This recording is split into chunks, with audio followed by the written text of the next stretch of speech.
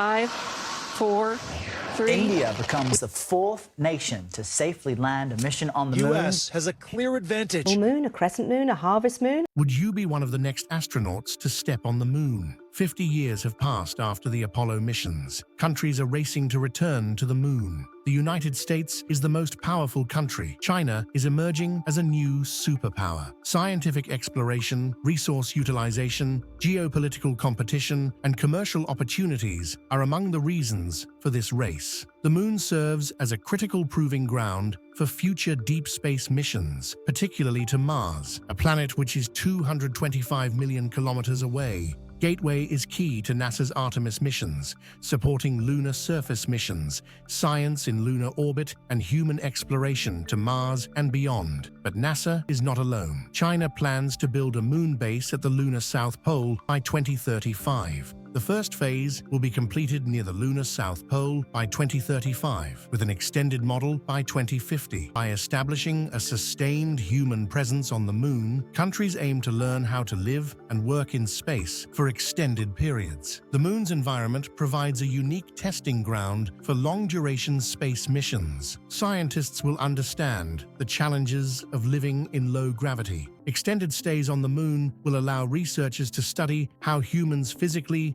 and psychologically adapt to space environments. Lunar missions are crucial for developing sustainable technologies like life support systems and habitats that can function for long periods in space. The moon's proximity to Earth makes it an ideal location to practice space operations before venturing to more distant destinations, such as Mars. Establishing a lunar base allows for continuous scientific research, resource extraction, and testing of advanced technologies critical for long-term space exploration. Future missions beyond the moon await us because it will help develop technologies for long-duration space travel. The moon is believed to harbor valuable resources, including water ice, rare earth elements, and other minerals. Water is particularly significant as it can be used for drinking, generating oxygen, and producing rocket fuel. This could enable further space exploration and potentially make the moon a refueling station for missions to Mars and beyond. Countries like the United States, China, India, Japan are actively pursuing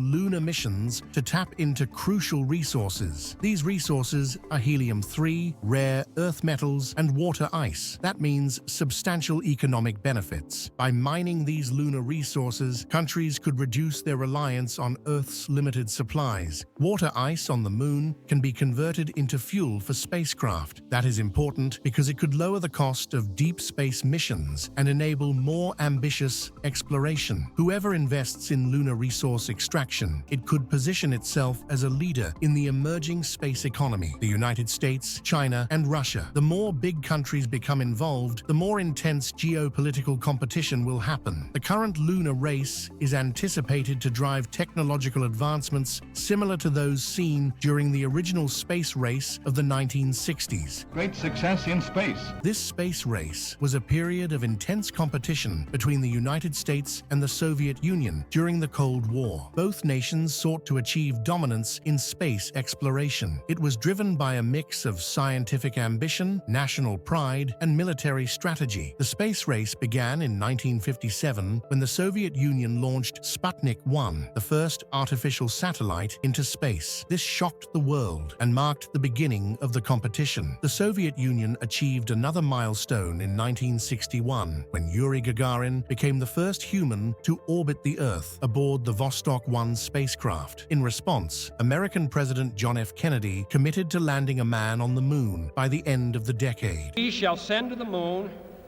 240,000 miles away from the control station in Houston, a giant rocket more than 300 feet tall. This decision turned the space competition into a race to the moon. NASA's Apollo program was developed to achieve Kennedy's goal. The United States made significant progress, with Apollo 8 orbiting the moon in 1968. The climax of the space race came on July 20, 1969, when NASA's Apollo 11 mission landed astronauts Neil Armstrong and Buzz Aldrin on the moon. Finally, the United States was the first nation to achieve this feet. And today, innovations developed for lunar missions will have applications on Earth for sure. We will see several impacts in telecommunications, energy, and materials science. Winning the race to establish a lunar base or conduct pioneering missions will boost national pride. The more countries involved in the new space race, leaders in the new space era.